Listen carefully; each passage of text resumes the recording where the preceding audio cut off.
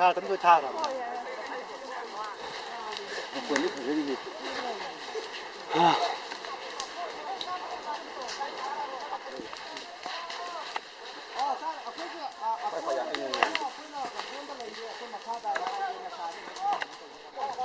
hay rồi, hay rồi. Các cái mình cầu với nhau đi rồi.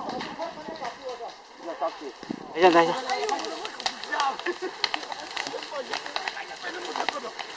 Hôm nào càng nghe trái mà chết xe. Wow, cái trái cái cao su hôm nào càng nghe mà chết thì tăng liều đi xe. Hôm nào càng nghe thà là cả chân biểu. Ở chỗ nào càng nghe có một tập thăng. Kapsolo mulai.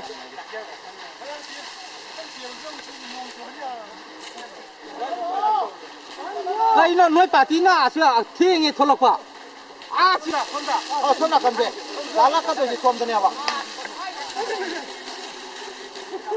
Cũng mình lùi vậy, cũng mình lùi, dừng cao vào lại.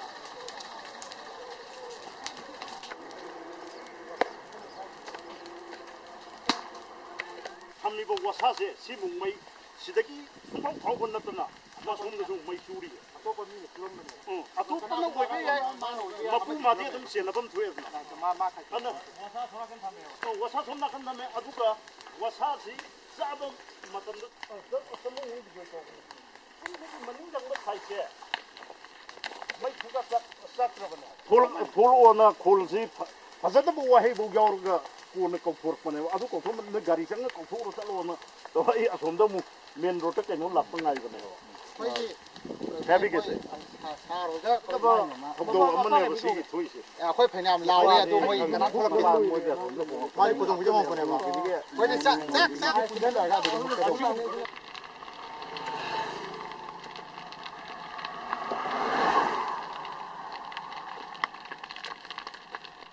Aku hujik Maibam Lotpa ching ana khangnariba sigi koi Bishnupur forest division gi makhara leiba ching sida pung ama dai dagi mai sa ena pau khongbadagi akoi forest department aduga siga Maibam Lotpa sing sigi JFMC siga konana police department aduga fire service mayam changnana koi mai se kanana ba kanna honna minari adu laibak thibani koi handak ki atenba matam sida Manipur da paktakna ching mai sak pase koi am toina thengnare koi si matang se public khai dak mamang da kayarak awareness pijagrabani sumaina ching mai thadok pasina ai khoi gi ecology da akai ba chobam ni ising ki awaba ma thokhalli nong tabada handahali haidana kayarak khana awareness se pijagrabani adubu awareness se thongna sigumba mai toina ching thabagi incident se khoi laibak thibane haidana I thamjage aduga hojik national emergency oina covid ainge kanja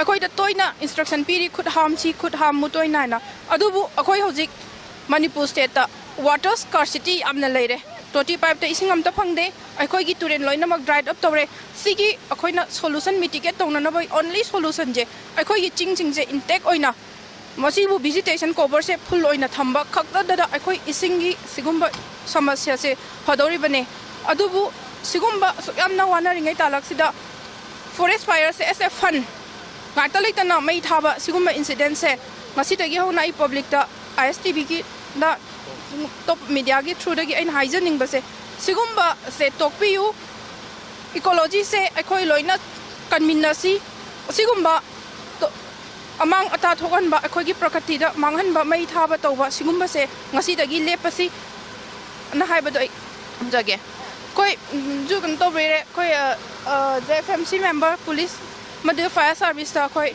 indebted oin haijage moi gi achobo mateng amana ngasi mai se akoi sigi level chibo toraga muthatpagi level che akoi purak bangam jabani dadane ma khata na khojin ngi ge ngasi ba mo do koi mai lamai thabam lamai chakoi kamni koi na thoe ba koi ngasi ba do mani ko lenga ke mai ke ki adum ma ꯇꯧꯕ ꯃꯤꯁꯤꯡꯗ ꯐꯥꯗꯅ ꯈꯣꯠꯇꯅ ꯆꯩꯔꯥꯛ ꯄꯤꯕ ꯈꯣꯠꯄꯒꯤ ꯋꯥꯐꯝ ꯊꯣꯏꯗꯣꯛꯅ ꯃꯌꯥꯝ ꯄꯥꯝꯃꯤꯕ ꯈꯪꯅꯗꯦꯕ ꯑꯗꯨꯅ ꯃꯔꯝ ꯑꯣꯏꯔꯒ ꯃꯩ ꯇꯣꯏꯅ ꯊꯥꯕꯁꯦ ꯀꯩꯁꯨ ꯂꯩꯇꯕ꯭ꯔꯥ ꯈꯟꯅꯕꯁꯦ ꯃꯁꯤ ꯃꯇꯥꯡ ꯀꯩ ꯍꯥꯏꯕꯤꯅꯤꯡꯉꯤ ꯑꯩꯈꯣꯏꯒꯤ ꯑꯦꯛꯅ ꯆꯞ ꯆꯥꯅ ꯁꯤꯒꯨꯝꯕ ꯃꯩ ꯊꯥꯕꯁꯤꯡꯁꯤꯒꯤ ꯄꯅꯤꯁꯃꯦꯟ ꯑꯩꯈꯣꯏ ꯑꯥꯏꯐꯦꯒꯤ ꯃꯈꯥꯗ ꯄꯤꯔꯒ ꯂꯩ ꯇꯧꯕꯇꯕꯨ ꯉꯁꯤꯐꯥꯎꯗ ꯌꯥꯝꯅ ꯊꯦꯡꯅꯗꯦ ꯍꯥꯏꯕꯁꯦ ꯑꯩꯈꯣꯏꯅ ꯃꯩ ꯊꯥꯔꯤꯕ ꯃꯤꯗꯣ ꯍꯛꯊꯦꯡꯅꯅ ꯊꯥꯔꯤꯉꯩ ꯅꯠꯇ꯭ꯔꯒ ꯃꯥꯅ ꯊꯥꯔꯝꯃꯦ ꯍꯥꯏꯕꯗꯣ ꯑꯩꯈꯣꯏꯅ ꯐꯥꯕ ꯊꯤꯕ ꯉꯝꯗꯕ ꯃꯩ ꯊꯥꯔꯝꯃꯒ ꯅꯥꯟꯊꯣꯛꯇꯨꯅ ꯆꯦꯟꯈ꯭ꯔꯒ ꯑꯩꯈꯣꯏꯅ ꯈꯪꯍꯧꯗꯕ ꯇꯧꯕꯒꯤꯅꯤ ꯍꯧꯖꯤꯛꯀꯤ ꯑꯣꯏꯅ ꯁꯦꯟꯇ꯭ꯔꯦꯜ ꯐꯣꯔꯦꯁ ꯗꯤꯕꯤꯖꯟꯒꯤ ꯃꯈꯥꯗ ꯅꯣꯡꯃꯥꯏꯖꯤꯡ ꯆꯤꯡꯗ ꯃꯣꯏ 3 ꯐꯥꯏꯅ ꯇꯧꯕꯗꯨꯒꯤ ꯃꯈꯥꯗ ꯁꯦꯟꯇ꯭ꯔꯦꯜ DFOꯅ ꯃꯣꯏꯒꯤ ꯃꯊꯛꯇ